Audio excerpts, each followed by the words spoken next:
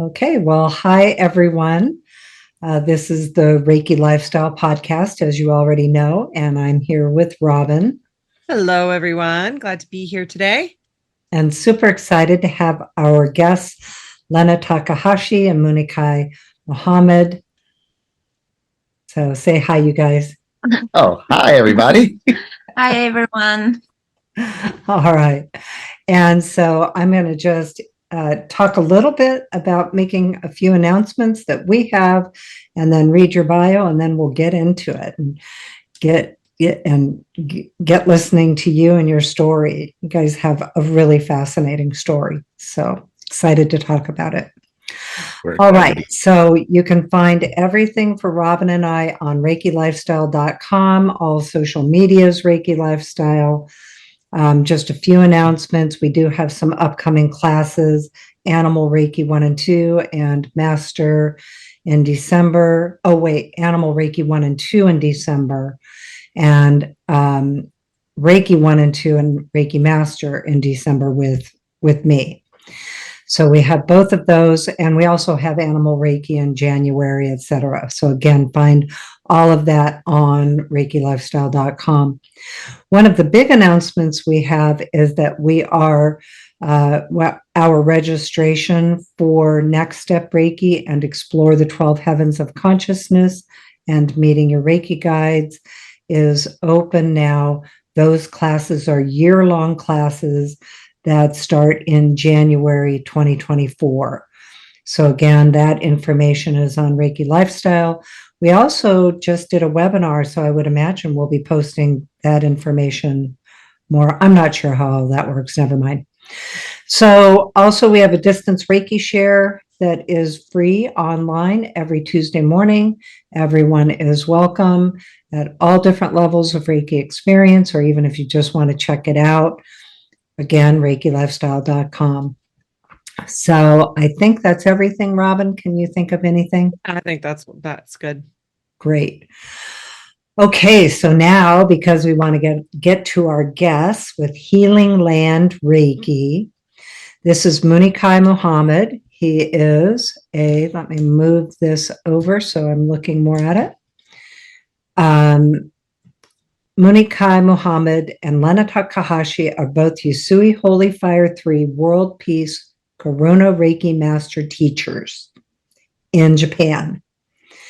Both are professional members of the Reiki Membership Association, and they are actually students in the ICRT Licensed Reiki Master Teacher Program, and I'm actually honored to be their mentor. So really glad you guys are here. And then Muniqui, thanks, Muniqui. Muniqui is also a certified Reiki healing drumming teacher, a Reiki Sonics sound healing practitioner, and a certified life coach. He has a Bachelor of Arts in Spanish from the University of Arizona and has taught English in Japan full-time since 1998. His passion is to expand Reiki awareness, knowledge, and training in communities that have not known about the accessibility, practicality, and helpfulness of Reiki. Muniqui speaks English, Spanish, and Japanese. So welcome, Muniqui. Hello, everyone. And Lena was born in Ukraine and moved to Japan when she was 18. Since her arrival in Japan, she naturally learned Japanese so well that many people relate to her as a Japanese person. Probably a little past life, genetic, cellular memory there. Definitely. She worked for a Japanese cell phone company for 12 years. In addition to Reiki, Lena is a certified Ayurvedic lifestyle consultant and loves to explore other parts of the world. Her goal is to provide high-quality training in all levels of Holy Fire Reiki, Usui and Karuna Reiki for Japanese people and everyone from all over the world. Lena speaks Ukrainian, Russian, English, and Japanese fluently, and her language skills have enabled her to work in various domains. She's led Reiki groups and organized their Reiki trips, in addition to facilitating groups that have come to Japan for Reiki training. Healing Land Reiki is based in Sendai City, Miyagi Prefecture, Japan, and can be reached at healinglandreiki.com, social media, Healing Land Reiki, and then email is holyfire_Japan at healinglandreiki.com, and Twitter is at Reiki_land. So anyway, what I want to say aside from that, Lena and Muniqui have been, well, we met in 2016 when William Rand, my husband, Robyn, and I traveled to Japan. I'll let you guys tell that part of the story, but also they have been assisting William Rand and myself in facilitating our classes that we've been teaching on Mount Karama and making those connections for us and creating just the availability of phenomenal experiences on Mount Karama. And also, Lena was very instrumental in the peace grid, the 6th peace grid that William Rand had made in the main temple on Mount Karama. So I'll let her share about that. They do both currently teach classes in Japan, both online and in person. And then they have classes coming up, one online class, Reiki 1 and 2 in December. And then for the master classes, you can check out their website, Healing Land Reiki.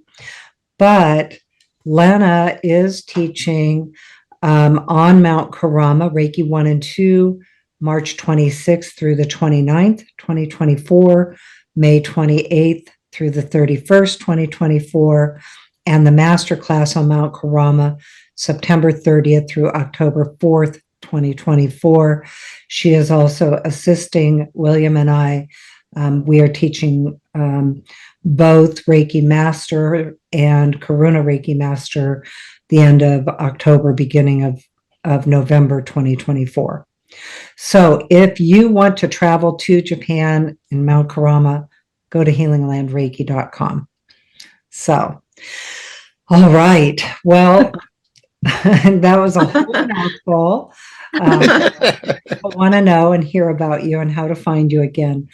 So why don't you guys go ahead and just start sharing about your Reiki journey and story and whatever else comes through to share.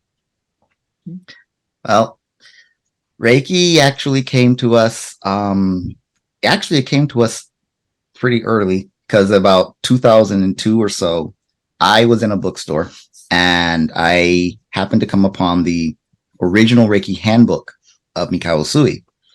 And by that time, it was just kind of new. It was published by our Java Petter Mikao Usui. And then when I picked it up, the voice spoke to me and said, "Get this. It's going to come in handy." And so I bought it and it sat on my shelf for about 12 years. When I would look at it, I didn't understand it, but I put it on the shelf. And it stayed there for about 12 years. And from that part, that's where Lena's part of the story takes over, actually. Okay, so when I started a journey of like self-transformation, I started from like using affirmation and just, I didn't know nothing about the law of attraction or anything like that. So I just was starting with reading some books. And as I started doing this, my company offered trip to India. So I went to trip to India and I think something has traveled with me back. So I really was like not myself. I didn't know what to do with it. So my Armenian friend in Japan said, "Oh, why don't you try Reiki?" And I was like, "Well, what's Reiki?" And I tried to look for information or try to ask Muniqui if he knows anything about Reiki, and he pulled the book. But even I read the book, I was like, I still don't get what the Reiki is. And I understood that it's probably, unless you have Reiki session, you will not be able to grasp what Reiki is. So then the lady Japanese lady came to give me a Reiki session. And I was amazed how just after one session, I was given, like, from now on, 6 months agenda, what to do. And almost like I got so much download of the list, things to do for next 6 months. And I was just like, wow. And I had my Reiki sessions every month. And then I thought people have to be specially gifted in order to provide the Reiki sessions and things like that. So maybe like 6 months later, I found out that, all you need to do is just to receive your Reiki training. So I received my Reiki level 1 training from my yoga teacher that I was seeing sometimes, taking classes from. And when we were going to Reiki level 2 training, that's the time when we met you and William. So, and after I took my level 1 training, then I was like, Muniqui, you need to get your Reiki training. So after me, like a few months later, that's when he got his training. So I'll let him talk about it. Yeah. Like a lot of people who have a spiritual background, I was like, yeah, this Reiki stuff, I don't know nothing about that. I don't need it. I'm okay. But Lena kept saying, you really got to try this. Okay. So when I got my first Reiki session, the thing that happened for me was that my mind became so clear and so quiet and peaceful. It was the most quiet, peaceful time I had ever experienced.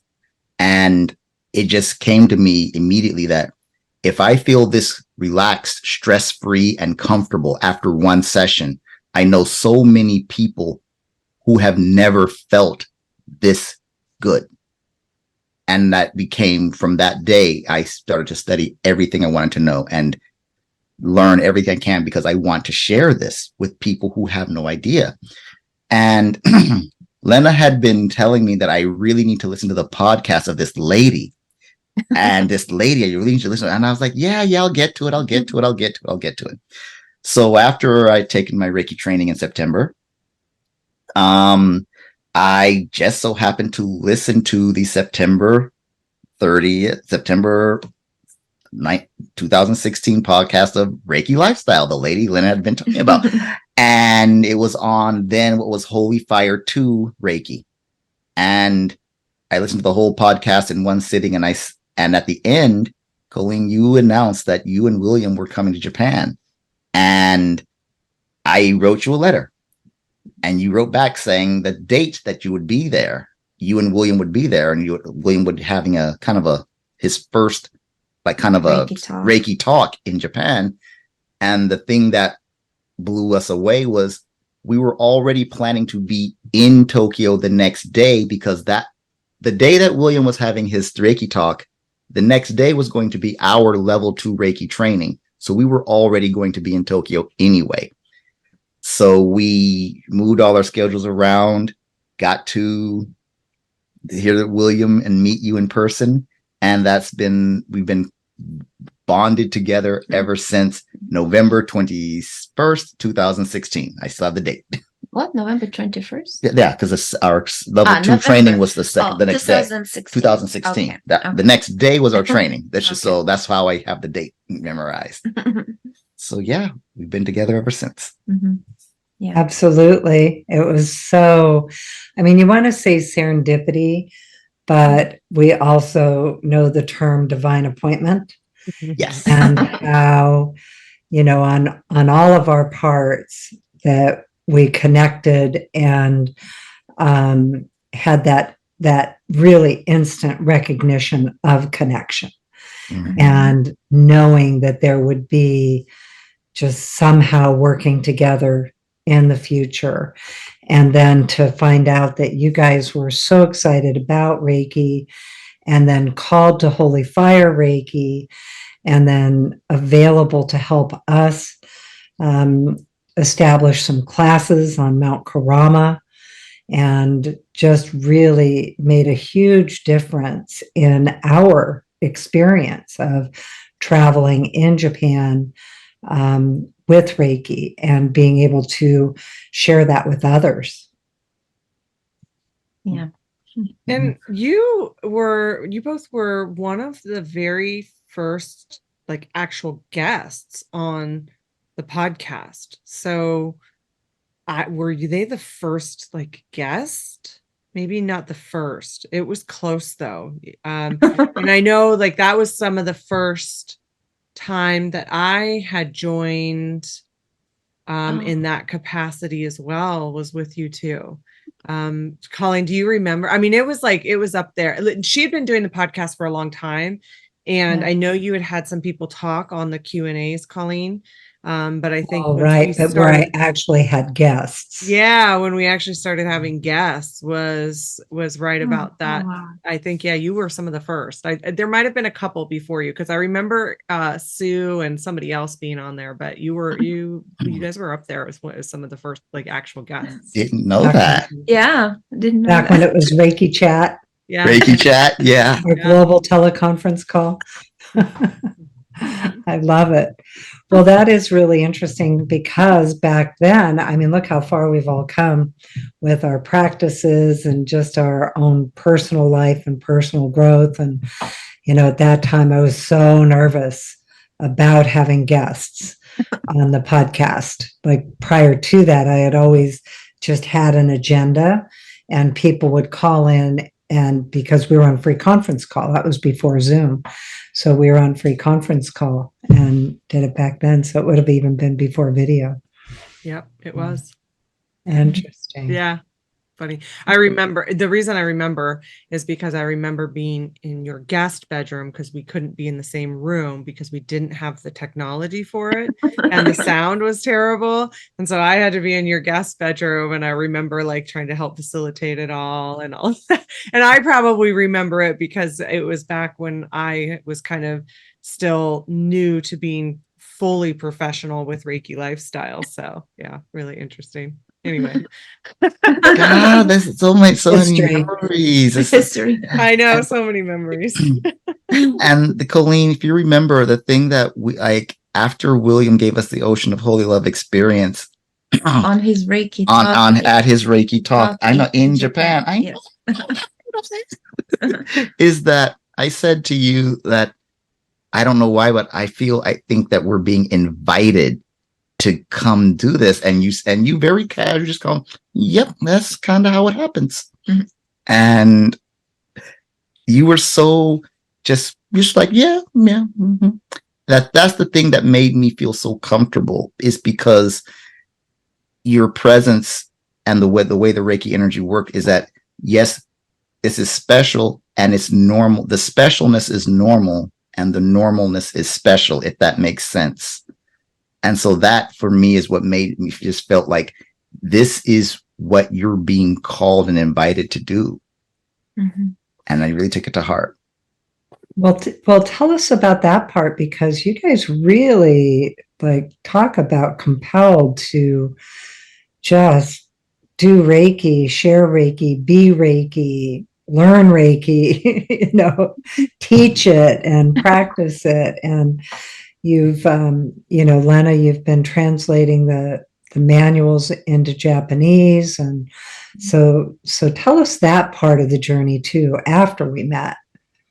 After we met, I'll say it the way the cliche is. We became on fire for all things Reiki, and because again, if this is something, this thing that's called Reiki can be done by anyone, all you have to do is just learn it, or at least receive the energy for your own self benefit.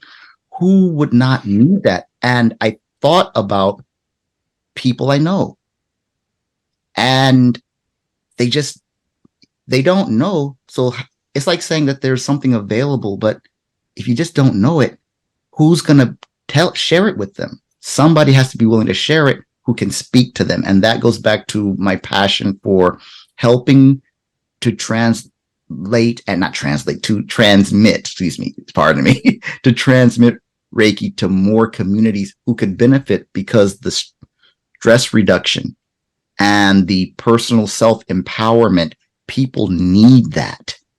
And the interaction that I have with you and William and the other members of the Reiki community helps empower me. And I'm like, I want to be a part of that community to help myself and others. So I set up a Google alert for myself where I receive a news, like what's going on in the Reiki, what people talking about Reiki, what are they talking about? I study, get the books, and learn how to do it practically, and learn how to speak about Reiki in different circles, medical, business, mechanical, and learn how to communicate it. That's my passion, is speaking, learning how to transmit and to people in different ways in their language.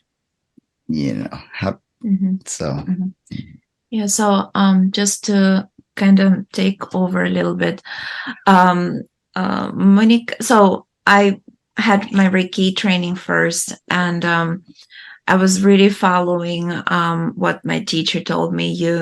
In the morning, you do Reiki principles in Gasho, practice them, and then after you do self session, and then go with your day. Then in the evening, you do the same. So I was like, really I'm doing this. And I would see like big benefits of just like whatever it was bringing. So just like receiving Reiki level 1 training, like has put me into like such a deep peace. And so even though Muniqui, and that was, as I mentioned before, that was my time when I just started to discover this world of metaphysical world. And I didn't know, like in my really beginning, the big transformation point for me was reading the Louise Hay book, You Can Heal Your Life. And before reading the book, I first saw a Louise Hay video on You Can Heal Your Life. And I was like, what? So you're thinking, so you're the one by your thinking who attracts the experience in your life? I was like, what? so all I need to do is just to change the way I think and my life will change. Like, what is this? Like, I didn't know none of that. So it was such a big discovery for me. Having Reiki going with that was like really beneficial for me. And just starting all of that, after receiving Reiki 1 training, I started to see, so Muniqui was always advanced with his like practice and his knowledge, but I could see that a big gap between us started to develop by me receiving Reiki 1 training. It would be more like I would be more peaceful, and he looked to me like he was disturbing my peace. So at some point I was like, well, if it's Reiki level 1 training, but there is 2 more, at that time I knew about only 2 more, then what's going to happen? The gap going to be more. So I was like, I almost like insisted, like you better go and get your training. I don't think if we my interaction with you will continue. Then at some point, my Reiki teacher made decision to move abroad. So it was like, you have to go and get your Reiki training. So, and he did. So by the time 1 month later we met, you and William, we were kind of on the level 1. 2 of us were on the level 1.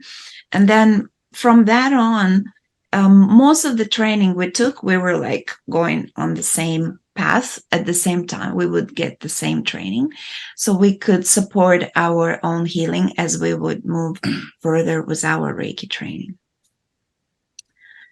That's the She's right. Small And story. it again, I now I have the language to explain that. Yeah, I had so much attachments or just things that were just messing with me. I didn't know it until after I'd gotten that first Reiki session. So it's like, you've never had a breath of fresh air, and you don't know you've never had a breath of fresh air until the first time you take it. Then suddenly it's like, wow, that feels so great. I can't believe I never have felt that before. And so Reiki, I know is very experiential. You can only describe a chocolate cake and what it tastes like to someone so much. They have to taste it themselves to see if they want to eat the rest of the cake. But everybody's thinking about chocolate cake now. I know. I was like, I taste it right now, and yes, I do want to eat the rest of the cake. But you're right, though. It's very true. Like, and that's the thing about Reiki too. You're like, wait, but it's that experiential piece, and you start talking about it, and then everybody's like, oh yeah, I want to. Who've had it before? They're like, yeah. Take that taste test. Oh God, yeah. Sorry, I totally interrupted your flow of thought, but I couldn't help it because everybody was like the cake. You were talking about how experiential it is. Mm-hmm. Reiki is. Yeah. And like it just is. You can. My taste buds are my taste buds. Your taste buds, but at least take a taste.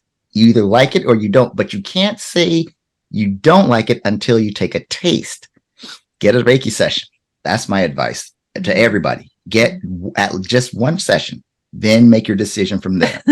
Because I know what it's done for me, and it's beneficial, and it's the empowerment and centering and as the ability to be calm in the midst of the storm that it brings is what I need.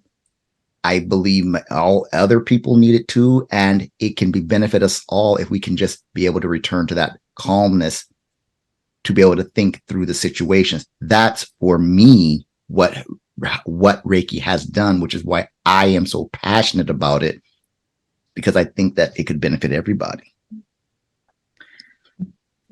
Well, and speaking of that specifically, and Mount Karama and all of your journeys with Mount Karama and Usui Sensei, that was his whole purpose in receiving Reiki, was that ability to be in that state of peace, regardless of the circumstances, which I know for you guys, because we talk all the time, and for us in the world and everything going on in the world,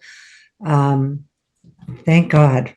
It's like I'm so grateful, and it doesn't mean that I'm in a place of perfect peace all the time, but it does bring us back to balance, and it does give us the opportunity to clear our minds, move into another perception, and think more clearly about our state of mind, state of being, and kind of, I guess, decisions around that. It's not always an easy, like, oh, I just decide I'm going to be happy and now I'm happy.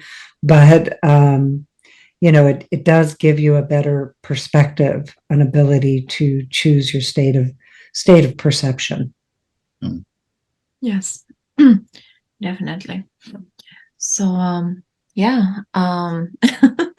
so after that, that year, 2016, we accomplished our master training, and the next following year in September, that's when we received our Holy Fire Karuna Reiki on Mount Karama with you and William. and the rest of our Mount Karama family. Yeah. And we've been connected ever since. So yeah, that was very transformational, and just the way Holy Fire Karuna class is very empowering, very healing. But having it on Mount Karama, having those energies also additionally in the class, and just being in the location of it. So we spent there for a week, and we didn't know, that we were in the some healing bubble until training was finished, and we were going back to the main center of Kyoto, and so, oh wow, you could feel the gap between when you were in the training and now you're in the big city. And yeah, life has been very interesting since that for us. That training was very just the tools and techniques and just the way class were taught really inspired me to, oh wow, I want to bring this for the Japanese people. And that was a time when I decided that I would translate the manuals and start teaching it for Japanese people in Japan, or if there's some Japanese people abroad who don't have ability to speak English or something like that. So and that's when I started the journey of setting the system in Japan for Japanese people, and focusing on providing how can you say detailed training, thorough training on making sure that people know what they're learning. And so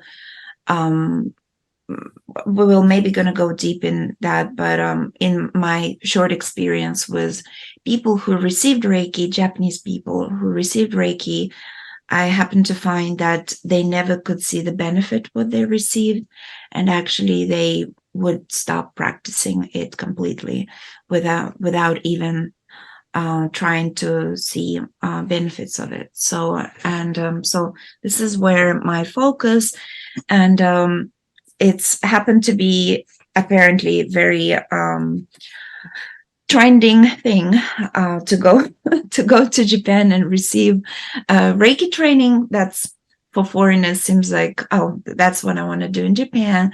And another trending things happen to be is to travel to Japan and receive it on Mount Karama. So we have another line of our business that provides Reiki training in English for foreigners who travel to Japan for a short stay or whatever stay they have. And also Karama classes is specially organized classes that we don't run it every month. So it's only a few groups a year that we offer that training.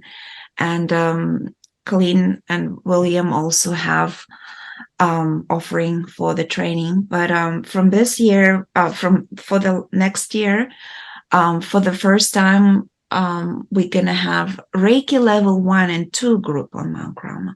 So usually, these classes are requires a lot of organization and so on. So so far, you, Colleen, also have offered it mainly for master training. But for the next year, anyone can join the class. So who have Reiki or don't have Reiki. So for Reiki 1 and 2, this is first trial. We're going to see how it goes. Opening a new door for Reiki training. Start your Reiki training where Usui Reiki got started, where he got started. That's that in that sense. Yeah. Well, I was actually going to add that because we have quite a few people who listen to this podcast that are either brand new to Reiki, or they may just be, have had Reiki sessions, or, they're just interested in the subject. And so Mount Karama is the where Usui Sensei, Mikao Usui, received Reiki. received the gift of Reiki. So I just want to clarify that. I was thinking that when you were talking, I was like, oh yeah, I don't think we've said that's what Mount Karama is. And it is a sacred place, a sacred mountain in Japan. And so when we're talking about Mount Karama, we don't need to go into the whole history with it. That's a whole nother subject. But I just wanted to clarify that because people might be like, wait, I've heard that word before, but I don't really remember what they're talking about. So that's where Usui Sensei received the gift of Reiki. Yes. So Full of, go ahead. No, go ahead. No, go ahead, Muniqui. No, go ahead. It's very full of lots of high energies, and receiving a Reiki training is special. It's in any Reiki training is special, but to receive it at Mount Karama takes it to another level. Anyone who has, because of the high vibration of the mountain, and you're receiving Reiki training there. And so even people who are experienced Reiki practitioners say that experience is transformational for them, which is why we're offering it. And also to walk the path and to see and feel and experience and breathe the air. It's one thing to see the pictures, it's nothing to touch the land and feel it for yourself. Everyone who has done it, even if you just visit the mountain, says that they come back feeling different, feeling there's something different about the mountain. And that's why we're offering it, Whenever Colleen comes back, she's totally, she is zenned out. It is. Well, because it's also a sacred mountain for pilgrimage. I mean, it's a sacred, it's not just, the place where Reiki is the birthplace, where he received Reiki, but it's a sacred mountain for other religious pilgrimages. Yes. It has I just want to add real quick, it's also known as Karama Yama. So some people might have heard that term as well. So go ahead. Yeah. I know you were about to say something. Yeah, so Yama means mountain in Japanese. So if you say Mount Karama, then you go with it. You don't say Mount Karama Yama. That's like Mount Karama Mount. So that's what it is. Yeah. And just like a little key little bit of history, though, just a small bit, is that Mount Karama is not a Reiki mountain. It has its own culture, its own history. It just happens to be the place where Usui Sensei he happened to go there and that he had his experience. So, it's a place that's special for Reiki practitioners, but it's not a Reiki mountain. You're not going to find any memorials or dedications there of Usui Sensei himself, but it is still a place to go and have an experience. Yeah. In Japan, there is so many places like Mount Karama, but there's something special about Mount Karama. Last month I went to teach class there, and what I experienced is we would do the entire climbing for one day, and the rest I let students to explore on their own. We didn't hike together afterward. They would hike early morning before the breakfast, so they would be alone on Mount Karama, only temple people.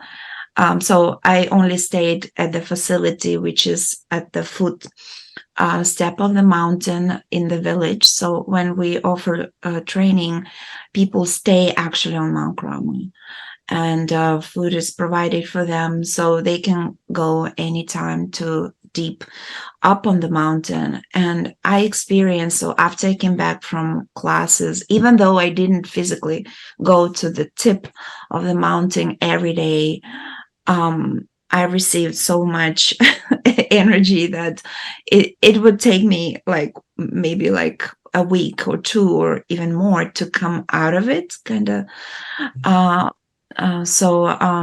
It's just being there, something about just being there, and even you're staying in your facility, sleep there, just already have its own healing.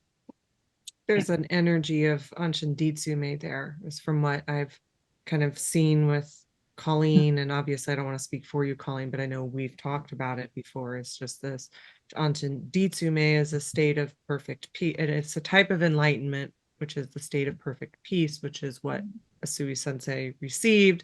And so there is just like, you know, she just comes back. Like, that's what I say, is totally zened out. Because that, it's like this kind of this frequency of that. I wouldn't say you're, you know, fully in it, but there is the level of it that I've witnessed with her. Well, absolutely. And Robyn, just so you know, your volume went down a little bit again. Okay, thank you. So I'm not sure with your microphone. She's been having trouble with her microphone.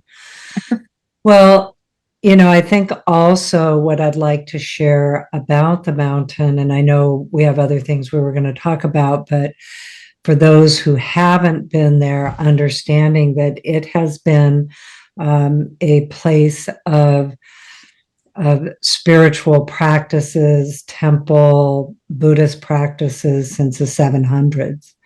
And so it's also a place of pilgrimage. And like Lena says, there are other places like that throughout Japan. For us, of course, it has that special connection and memory, but also realizing that the energy of it is very, the teachings there are very nature-based. And so it really connects you with the mountain, the spirits of the place and the mountain. And when you walk in, the very first deity that you come across but engage with is Kuan Yin. And then the mountain itself is very groomed. So it's so beautifully developed and cared for, and you can just feel the loving energy of the caregiving, of the steps that have been built, and the beauty of every last detail there, and the you know, the temples that are there and the shrines that are there, and of course the great big wisdom trees. The trees are extraordinary. And we were blessed to speak with the main priest on the mountain last year. And in 2018, there was a really big typhoon that knocked over so many of the trees and the shrines and everything on the mountain and in the area. And listening to him talk about how they're rebuilding is all through listening to the land, asking the trees what needs to be planted here, and actually asking the mountain and asking the nature what does it want the people to do with the land, with the mountain. And they are absolutely taking their time to rebuild, to clean up, things like that, because they're listening to the land.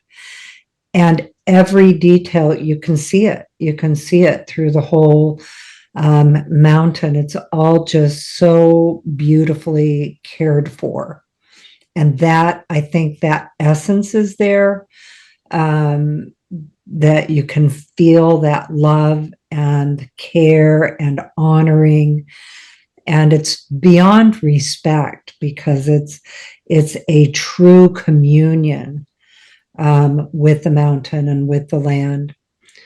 And then, of course, that the star grid, and I'm sorry, I'm probably not saying it correctly, the mandala in the center in front of the temple. So maybe you can speak more to that. But that for me is also such a part of it, is just the love that you can feel in the energy. And I have to mention that as you're going up through the entrance, right to the right, the first thing you hear is the laughter of the children. because children are being taught there. And so it's part of the education in the village.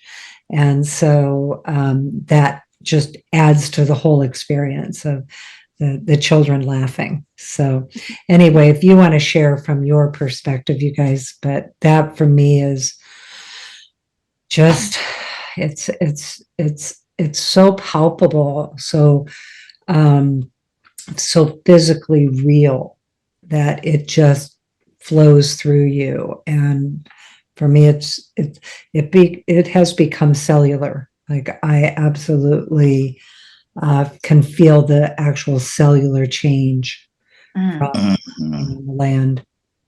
Oh, wow. I never thought of it, cellular change. Since you mentioned it, I can relate to that. Everyone who's been to the mountains, Colleen, has said something like similar. Of course, everyone says it differently, but everyone says the same thing, that they are changed, or they have been changed by going to the mountain. And you just expressed it so beautifully, the children's laughter, that mandala. You talk about that mandala at the top of the mountain, you know? Okay. Yeah. Yeah. There's a few places, and actually thinking about like the healing that Mount Krama brings. And I had a little bit different perspective this time when I went to teach, because some people were really focusing on, Colleen, you mentioned the kindergarten. So when you enter, on the right side, there is a statue of 6 Jesus. It's a deity that like watch over the children, and also firefighters. So and on the right side, that's where you enter to the kindergarten. So because kindergarten there is such a big part. So you kind of associate 6 Jesus related to the kindergarten very deep. And I never much looked into the firefighter part, but actually Krama just has had its own fire festival. And it was, I think, on the 22nd of October. And they are very well known in their fire festival. And the time when I went there, village people were making things, like very big things, like maybe this whole room things that they would be using for the festival. And Krama had a big typhoon. They put on hold having a fire festival, and then COVID happened. So they really haven't had for a long time opportunity to do it full scale before all of this happened. So this year was their full version of the fire festival. And what's actually happened is that few firefighters from Maui who were participating in the fire on Lahaina, the Lahaina fires so Maui. They were invited.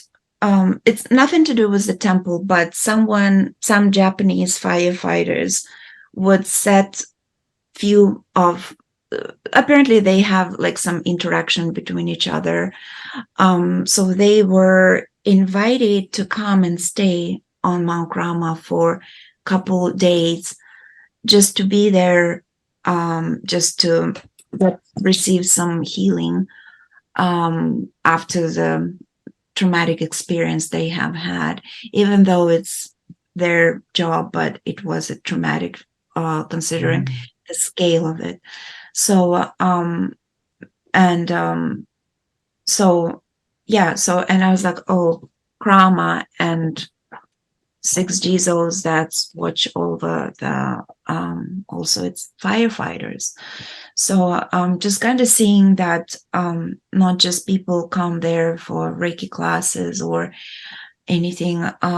It's just there's so many healing, and just being there, regardless of what you want to kind of heal or something, just being there is very meaningful. Just being there and staying in the facility.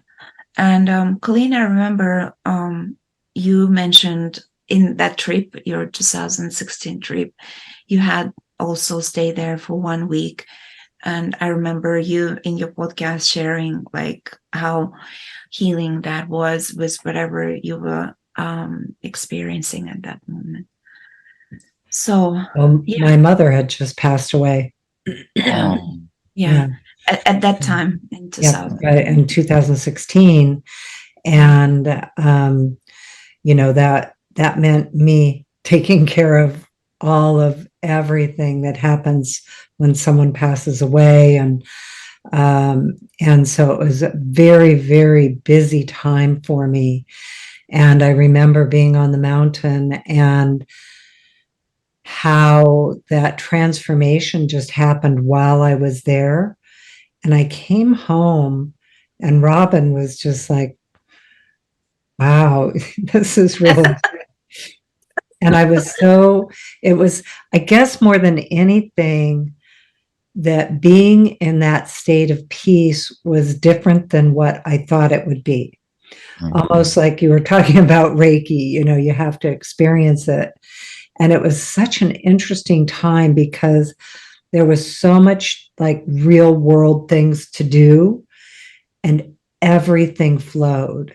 Like it just brought this peaceful flow within me. And I remember being so fascinated by just the stability of it, just the maybe that's part of that mountain energy of just being in the strength of the land, the power of the mountain, the peace that is the longevity of, life cycles. And Robyn was pregnant at the time with Luna. And so Luna was born about 6 weeks later that I got back. And so it was and also one of her very good girlfriends from childhood was having a baby too. And it was so cycle of life, like just that peacefulness of kind of the sun is rising and the sun sets and, the life cycles and that mountain just, having that pure just strength and stability and really empowering me to be in that flow. And it was effortless. That was the other piece, is the effortlessness of it. That was, again, kind of like you said, Muniqui, different than I had experienced before. Because I've always been kind of an efforting kind of a person. So it was like bringing in that effortlessness and that cellular knowing within that is always there now. Even if I'm having feelings of being unstable or not peaceful, that cellular knowing is there. And I definitely attribute that energy of it as, I guess, waking that up within that will always be there. Mm-hmm. Yes. Thank you for sharing. Beautiful. Well, so I know that, we want to talk about Mount Karuna, and we can do that so much. I know, right? Yeah, it's like, everybody, you have to go to Mount Karuna, and if you're going to go, get in touch with Lena and Muniqui. Muniqui, I also want to give you the opportunity to talk about the community you were speaking of, because part of what you are doing is reaching people here in the United States also, and that you are both of you are also teaching online in English. And I know that you were speaking of, you and I have had many conversations about you reaching communities, people of color, communities that maybe have not heard about Reiki, need to hear about Reiki, and how you've talked about the languaging of communication, which is one of your specialties too. Yes. So I want to make sure we, give you time to speak to that too. Yes. Thank you so much. Because as an English teacher, the thing that I've learned over time is, and I kind of say this in different circles, as on this right now, we're all speaking English, but even though we're using the same grammar, we may not be speaking the same language. And so how you communicate, like there's a very spiritual way of talking about Reiki. Then there's the very medical way of talking about Reiki. It's, it's a biofield, therapy. There's a business way of thinking about Reiki. Shout out to Bryce. She said that it's a way to recalibrate your system.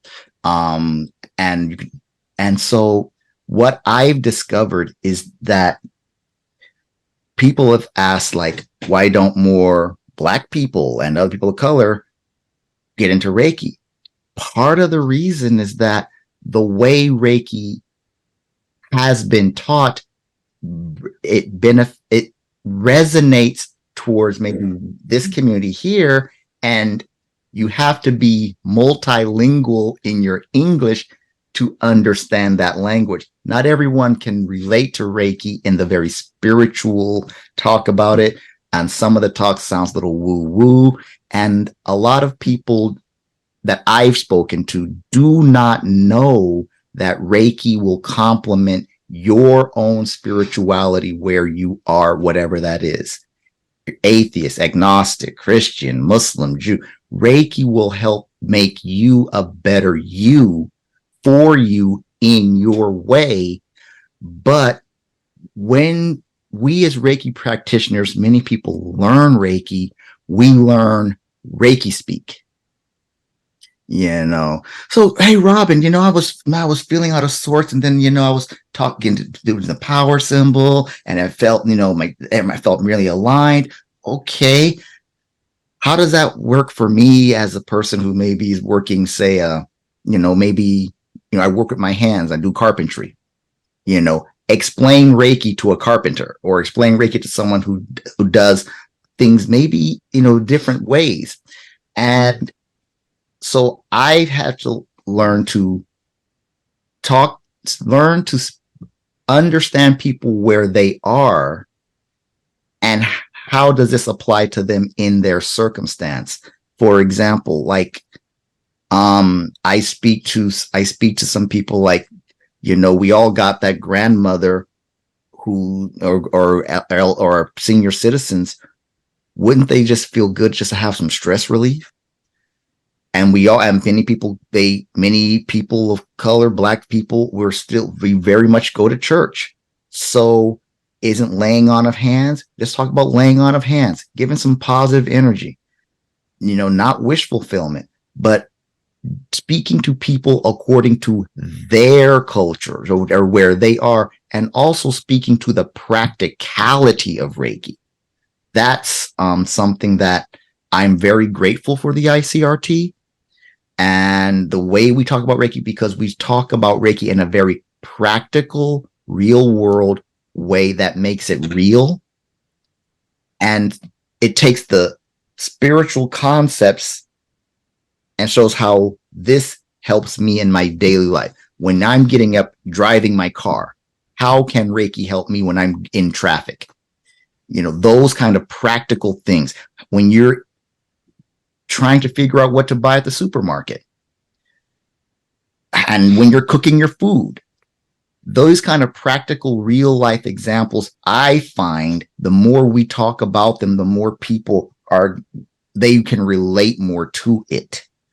And that's some of the things. I know many practitioners do it, but I have found that the more I do it, the more people are starting to come along to it. And also, sometimes it's just good to know that there are people who look like you who are doing this, because, you know, some people just legitimately dislike, they don't feel comfortable unless they know there's someone else doing it, but someone else won't do it until they feel comfortable. So it's like, okay, guys, look, let me talk to you. I'm in a very supportive community. They support me. I support them. They'll support you too. And it's like, well, if it's okay for you, then it's okay for me. Yes, come on, don't worry. I got you. I got you. Don't worry about it. I got you. And so we've been very fortunate to be able to help share more Reiki and introduce the concept to people who really would not, they wouldn't go find the Reiki. They wouldn't buy Reiki News magazine. It's in the store. They wouldn't go buy it. But because I speak about it and other people like me are speaking about it, they're becoming more interested. And we really are at a Reiki boom. We really, really are. And I'm sure you see it in you, and other practitioners see it too. And so just want to be very, it's a very special time. It's a very special time to be a Reiki practitioner. And just one thing I personally would encourage more Reiki practitioners to do, more than we have to get familiar with speaking about the science of Reiki. Recently, the Reiki energy is guiding me to really get into speaking about what is the frequency of Reiki, from 0.3 to 30 hertz, in between that area. Some at 7.8 hertz is the frequency that some people say that the healing frequency is measured at. The more we read about the science of Reiki, the more we can talk about it to people in their language, because then you can talk about it to the medical professional people, and how it's a complementary, not alternative. The more I've done this, the more I've been able to communicate to people and say, this is real life science. It's not, yes, it's on the spiritual, but it's also science. And that is, I think, what I've noticed is it'll be a big tool if we as Reiki practitioners really learn the science of Reiki. And so like Ann Baldwin's book, and like Raven Key's medical Reiki book, and other books like it are helpful tools with that. Yeah, I think that's an important piece of it. And I'm glad you mentioned Ann Baldwin's book, The Science of Reiki, and also the Center for Reiki Research. You know, there it is, Reiki and Clinical Practice. It's actually Reiki and Clinical Practice. I'm going to correct it. It's not the Science of Reiki. It's Reiki. And it's on the Reiki.org website. Yeah. Mm-hmm. But also, there are more studies, qualified studies, that are coming out from the Center of Reiki Research, that are being done. And again, they're qualified studies. One of the issues with the science backing of it is that it's all private funding for the research projects. There's no public funding, so that in itself can be limiting to the like huge Reiki studies. But we are seeing definite success in the stress reduction, symptom reduction. And those of us that have worked in the medical settings with Reiki absolutely see the real world results. And again, sometimes even in the oncology clinics where, I've volunteered, and people talk about how they slept the next day and they hadn't been sleeping. And, you think of that as maybe a small thing, but it's a huge thing for the person who is finally sleeping. The pain reduction, the stress reduction, that we see, of course, as real world results and examples. But it is part of it. We were talking about that. We just did a podcast with Jill Teal that you guys know. And, we were just talking about that with the languaging of Reiki. And one of the things that is so, just for those of you listening, that's so valuable with Reiki is that it doesn't require us to only talk about it one way. It actually does teach us to find our inner truth and our authentic message, and to bring that truth and that message forward in how we speak about it and to the different people that we're talking to. So, if I'm in the oncology clinics doing Reiki, I'm definitely not sharing all the metaphysical experiences that I have from, my spiritual journeying and traveling and spiritual realms and the 12 heavens of consciousness and things like that. However, what I do find is, let's say I'm giving Reiki and I'm talking about it from one perspective. If that person is called to another perspective, they'll find it. Reiki will help them, just like you guys, you entered into it for one thing, and then you watch how it led you on your path and the way that it's meaningful to you. Reiki actually was telling me to just say, Reiki is like water. You can drink it straight. You can make it into tea, coffee, put it in soup. It's in bread, water your lawn with it. And it goes with everything, just like water. That's a great one, Muniqui. I like that. Chocolate cake and water. Two essential things for life. And Reiki. True. You're nailing the analogies. I'm loving it. Well, the thing is too, that what I love about it is that it also calls us to our path. It's just like, and what is your path? Are you drawn to it to approach it or practice it from a more scientific way, a spiritual way, some combination of of all of it? It blends with your existing spiritual beliefs. It expands your spiritual belief system. And that can be in your own already existing belief system. It doesn't have to be expands it into a new one, although it does a lot of times.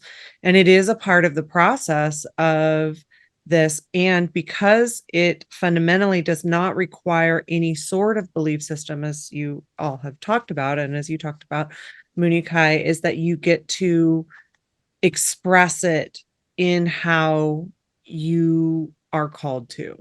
And that, I know for me, it's like, I love that there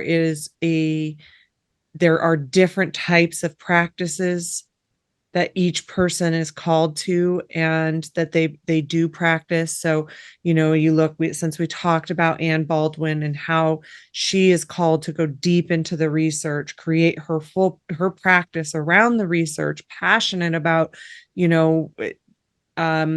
creating frameworks for more people to be able to express it in that way. Or you were saying, Robyn Keys, the medical Reiki, how your practices are, evolving with communications in different cultures and different, ways. And then we've got us that express it in a very, Colleen, you a little bit more than me, but as far as the medical scientific part, but also a very spiritual style of practice, so that it lends to all of it, and that we can all express it in however we're called, and that each part of that is necessary. Each part of that is beautiful, as or within different religions, and how it works within different religions. And so that's such another great piece of it, is that it sometimes it can be dogmatic depending on, who, just the human condition, but Reiki itself is, not dogmatic. It is free of dogma and can be applied in so many different ways. Yeah, so I don't know. That's just one of the things that I love about Reiki, and I think everybody can kind of agree on that. Yes. One of the things that I would love to hear about is just also, some of the other sacred sites. Lena, I know you've kind of personally talked to, and Muniqui too, but talked about some of your travels within Japan and some of those kinds of things too. Okay, thank you. So I worked for 12 years in a corporate environment in Japan, and it's very unique for people who ever had experience with that. So actually, you never get vacation. So for 12 years, I didn't have vacation. So it either were for my father dying or something, or I had to be in the hospital. So there is no idea that, hey, here's your 1 month vacation. Where do you want to go? So I really was struggling with not able to much go somewhere out of Japan. So it's either would be my company organized trips or anything like that. So they really like keeping you as a part of, you are a big part of the Japanese company is a very big part of your life, very much. So when I decided to practice full-time Reiki, I left my company in 2019 and I traveled to India to receive my Ayurvedic certification. Initially, that was my idea of expanding Ayurveda in Japan. But as I was on this path going to receiving Ayurvedic license, my life has shifted to be full-time Reiki practitioner, teacher in Japan. So I just went and received my training just mainly for myself. So, and that helped me that year, it was a year before COVID. I traveled to India. It gave me different perspective on how people were interacting being in India who didn't have Reiki, and seeing myself were able to move more smoother than others by having Reiki helping me with whatever I was struggling. And also at that time, I went to Ukraine because I haven't been back to Ukraine for 10 years at that moment. I went to Ukraine. I found one Reiki school in my city that was very successful into teaching Reiki, and seems like we're practicing for quite a long time. Unfortunately, I didn't have a connection with them. I didn't go there at that moment, but I'm going to go back to why I'm saying this. So, and then I came back to Japan, and me and Muniqui went to Sedona Reiki, went to America. Because Monica is from Phoenix, Arizona. I don't know if we ever mentioned it somewhere. So that is his home. So we went for Sedona Reiki retreat, and we could connect with another part, like in person. We could connect with a lot of like people at the same time. So, and then I came back thinking on expanding more within Japan with Reiki, and then COVID happened. So we all know story about that, but Japan has been closed for almost 3 years. It's like one of the last countries that opened its border, and I think they opened it like around 1 year ago. So, and even within Japan, they were very obedient to the rules. So, people wouldn't much travel within Japan. So, and going out of Japan would be quite challenging with this COVID rules. So we kind of had to take time into exploring more of locations within Japan.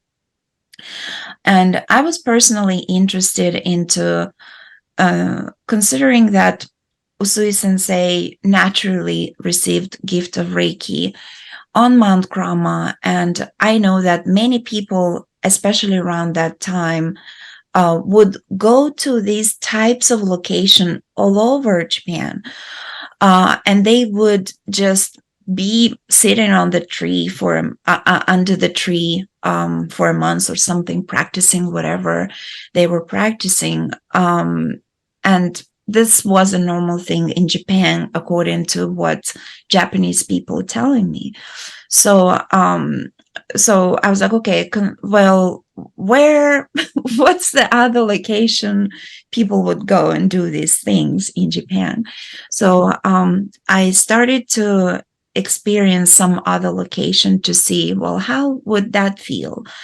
Or how would foreign people would come and how would they feel?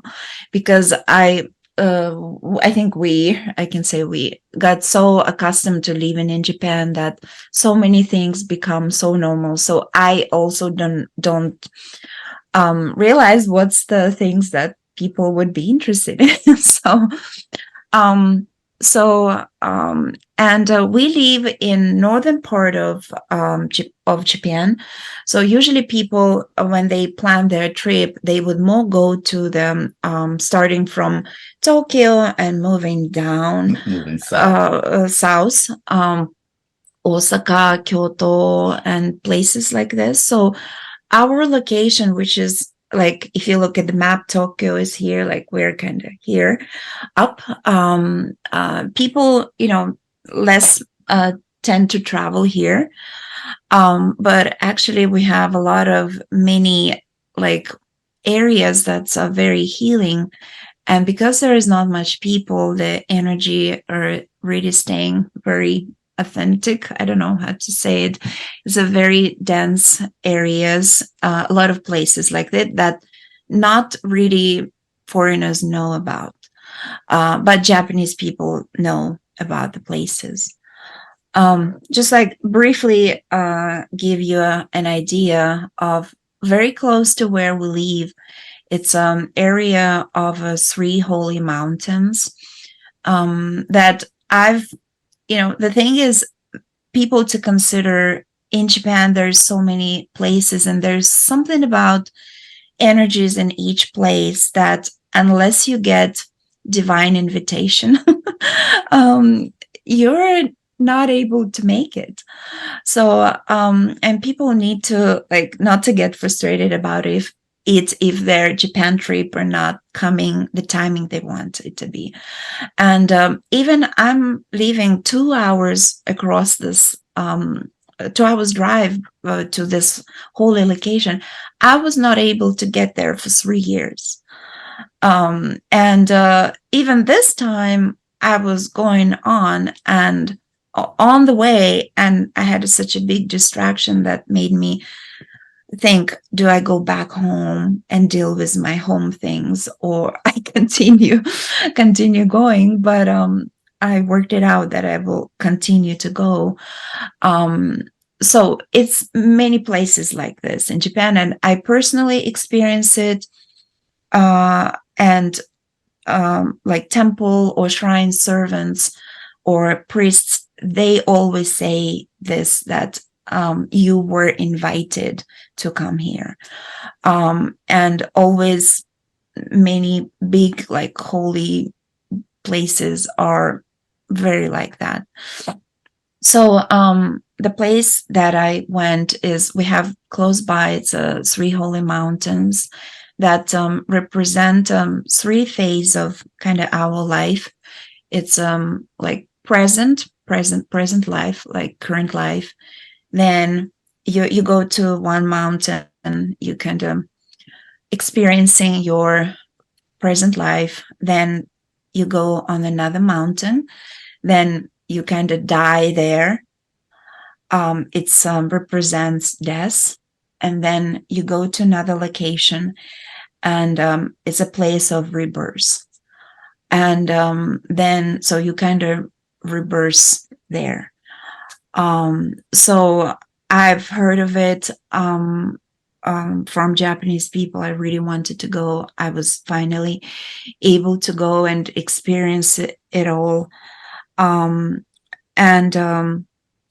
I especially like the last location. It's has such a unique way of visiting it that I have never experienced that in Japan. So it's the last location. It's a Shinto place. It's small shrine that gets put together every year because it's such a big snow here at that location that every year they set up the temple there. So I came from it very like different. Like I felt like a very big like shift in the energy, and I asked a special prayer. So in many places in Japan, whether it's Shinto, we call them shrines. If it's Buddhist temple, we call them temple. So you can actually go and request like privately done ceremony, or either it's like group ceremony. Colleen, that's what we were receiving on Mount Krama.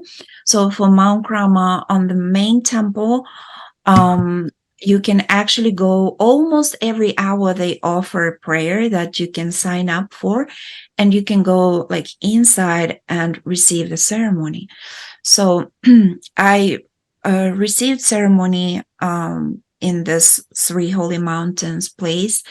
It was very different from other Shinto places. It was very ceremonial, I would say.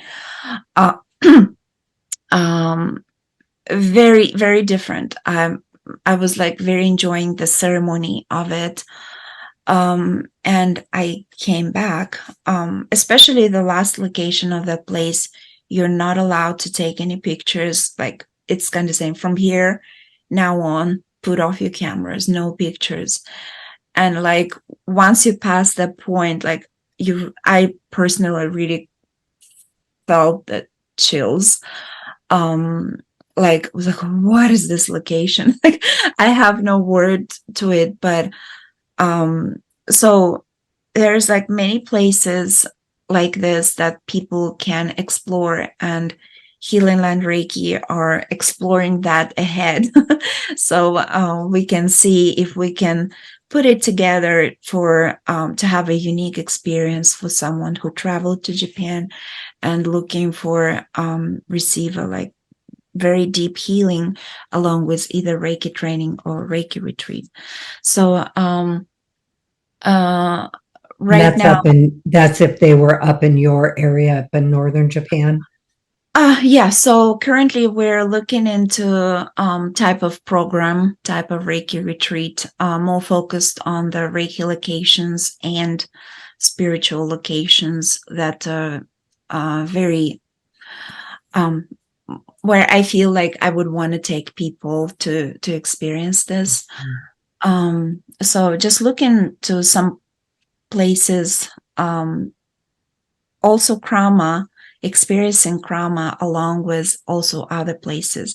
And why I started to do this is around the time of the COVID, I received a request from a Reiki group, which was actually a Reiki group from which I said in the beginning I heard of in Ukraine, in my town. They said, well, we need someone who speaks Ukrainian, Russian, English, Japanese, live in Japan, and very know about Reiki. I was like, well, I think, I don't know. I'm probably it. I might be the only one. Yeah. Could be. Yeah. So so they requested me to organize their trip and be with them for 2 weeks. And I was like, wow, I don't know if I can do it. But they were like, well, you figure it out. We want you to do it. So I was like, okay. So And they came once Japan opened the borders. So we had a we had a I just had for people that are listening, I just had a weird light glitch. Sorry. Go No, ahead. no, go ahead. That's what Lena's worried. That's what Lena's laughing about. Sorry. Go ahead, Lena. So when Japan opened. Yeah, we had a Reiki group coming, and we had traveled through Tokyo and visited Reiki related locations, and also I guided them to different spiritual places like Mount Krama. So what I can say is that because it's a privately organized, almost like self trip, we're not on the schedules with, we are going today here because we have bus arranged. And, so we were really following, I would listen more into Reiki and seeing how group are doing. And I would shift things around and, oh no, we're going to this location. And apparently the timing of it would be very good. So people really enjoyed it. So it's really kind of made me, Reiki maybe is guiding me to do something. A part of only teaching Reiki is to take people to their Reiki tours or whatever. And because of my language skills, I'm very knowledgeable into some how do you call it, domains, or some other parts of life in Japan. She's familiar. She can take not just on the Reiki tours, but also give you the cultural experience that is that to add value. Not just we can, but more so Lena to get to add the cultural value to understand where you are, what you're experiencing, to enrich your time and experience when you come here. So with speaking English and Ukrainian and Russian, and especially recently after the war, a lot of translation work happening. So I've been translating in the various fields, not just Reiki related, can be hospital or any other real life things, translation. So I know a lot of Japanese systems, maybe sometimes more than even Japanese people do. So I'm just kind of having real life, very dense life happening on one side, very physical world life happening on one side, and having another part of spiritual part of my life teaching Reiki. So and blending it all together, putting Reiki into, what is the best time to get reservation in the hospital, listening to that or something like that. So it's really become very interesting. And first, many people in Japan who think of Reiki training, they really think more of, well, I don't do the psychic things. I don't need that. It's not for me. And they really cannot connect, well, what Monica said, the practicality of Reiki. So I'm experiencing a lot of practicality of Reiki in many life-threatening situations. So it has been very interesting for past, especially 4 years. Okay, I'm going to pause here. Well, because you have had really significant events in past 4 years, and of course, being Ukrainian and your family there, so much we've gone through that with you. Somewhat through that with you, but we've been here supporting you through that process, and getting your mother to Japan with you, and Muniqui, your support of Lena and your continued development on a personal level, but also on that professional level with Reiki. And I know that, just even listening to you here today and then through our other discussions, that one of the gifts that you both have is that ability to help people travel in Japan and have those experiences in the sacred places. Just like you were able to facilitate for us in Taniai, which is the Taniai village, the birthplace of Usui, and the extraordinary experience of just the ceremony with the priest and the Shinto priest, 19 generation Shinto priest, and the Taniai Reiki Association, and the gifts that you bring of that. So I think I just want to kind of wrap it up with sharing with the listeners, if any of you are wondering about traveling to Japan for Reiki and spiritual purposes, that, Lena and Muniqui are really just so skilled with it. And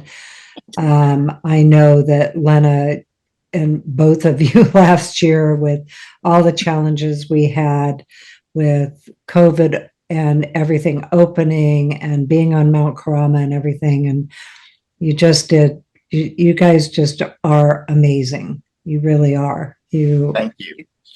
Provide such a, I guess, calm, even if you might not be feeling calm. Calm. We understand. Yeah, So I do want to share that with everyone again. And for both of you, they teach both online Reiki in English and in Japanese. And I would assume then if anyone wanted to take classes in Ukrainian or Russian, they could do that too. But mainly your classes are in Japanese and in English. And so for those of you that are just called to work with them, they are at healinglandreiki.com.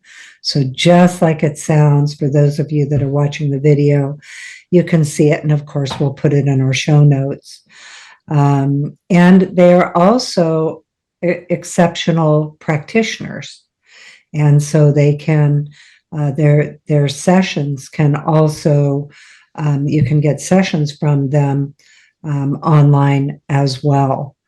So that's another one of their gifts. And I'm doing a little bit of Lena and Muniqui promoting here because I really believe in you guys and what you've been doing. And I want our listeners to know about you if they're feeling called to travel there. And so for the listeners, that's always our purpose in letting you know about what options are out there, opportunities are out there. And so you can get in touch with them. And it sounds like you can almost even do something kind of custom for them. Yes. We do private trainings when our schedules permit. We'll work with you to be working around it, but definitely get in touch with you because you have things that are both scheduled and then also perhaps that you can schedule according to somebody's travel plans.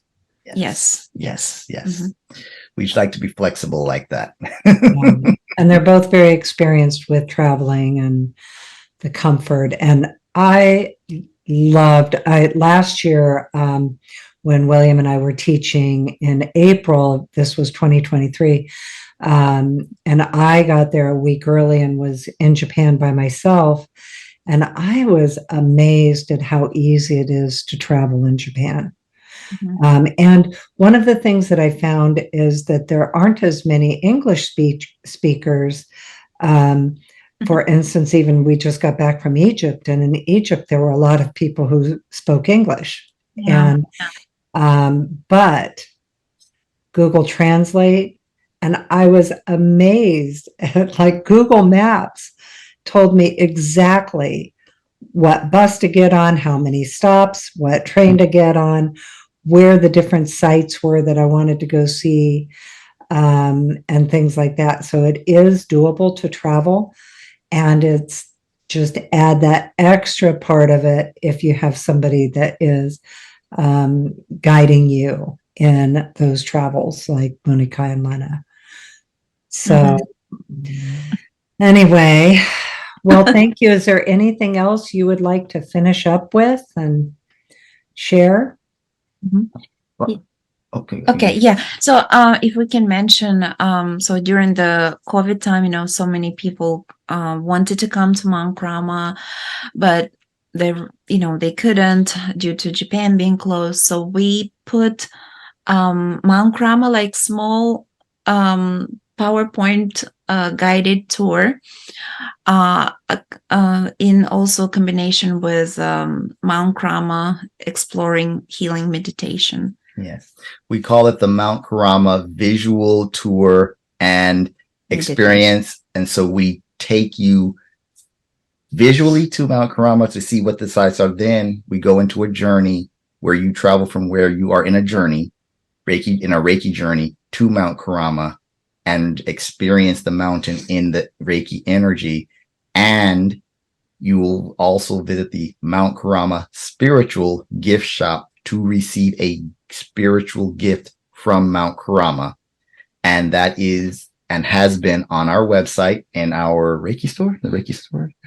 Online store. In our online store on our website at healinglandreiki.com. So if you can't come to Japan physically yet, you can come in the Mount Karama visual guided tour meditation. And it's actually a good way to almost to prepare yourself for the physical, because you're kind of like getting, okay, I have an idea of where I'm going. And you can also get some Reiki from us in the experience. There's one by myself, I do one, and Lena does one. So I'm so glad you shared that. I remember now when you guys made that, but I forgot. And so I'm so glad that you shared that, because it's actually really good. And in addition, these guys were the ones who also helped us with the video of the 100-year Reiki ceremony, because we had thought we could travel for the 100-year Reiki anniversary, but Japan was still closed. So Muniqui went to Mount Karama and filmed live there. And Lena went to Taniai Village and filmed live there. And the ceremony with the Shinto priest. And then also at that one too, we also filmed live with William Rand in Hana, Hawaii, and Robyn and I here in Portland, Oregon. And it was beautiful. So I'm glad you guys shared about your video, that people can go and experience Mount Karama visually and also then energetically. Yeah. Yeah. Thank you for mentioning it. You see, the people, make it accessible. Reiki, make Reiki accessible. Come physically, come virtually, come energetically, but just come and experience. Well, so good. Well, thank you both so much for being here. And I think this is our third time of having you here, and you were our first guests and middle guests, and here you are, and many more years to come, of course. So thank you so much again, Healing Land Reiki. And with Robyn and I, you can find us at Reiki Lifestyle, ReikiLifestyle.com. So all of the above. Well, thank you all to the listeners. And just again, we always hope that what we have provided here has given you the gift of peace, that energy of Mount Karama coming through for you. And Lena and Muniqui's just wonderful generosity of spirit and their kind of, I guess, devotion to Reiki. You've definitely shown some major devotion through the challenges that you've been in, and how Reiki has helped you do that. Yes. Thank you. Thank for you that. both. Thank you, everyone. Thank you, everyone, for everyone. listening and watching. See you soon. Bye. Bye.